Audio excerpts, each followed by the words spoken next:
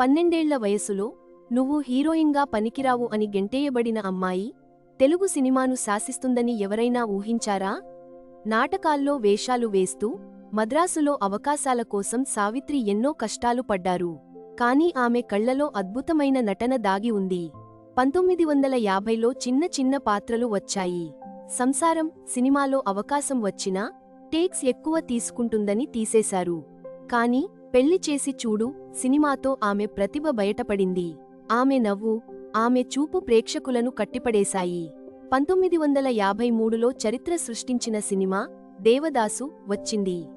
పార్వతి పాత్రలో సావిత్రి పరకాయ ప్రవేశం చేసింది.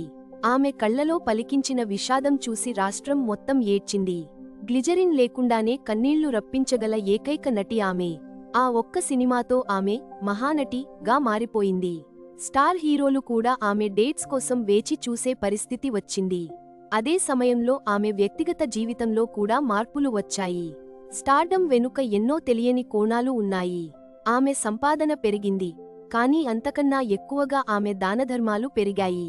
ఎవరైనా కష్టాల్లో ఉంటే తన నగలు కూడా ఇచ్చేసేవారు.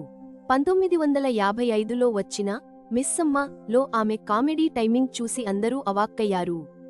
ఏ పాత్రనైనా అవలీలగా చేయగల నటి. తరాలు మారినా హీరోయిన్ అంటే సావిత్రి గారే గుర్తుకొస్తారు. ఆమె ఒక నటి కాదు, ఒక అనుభూతి.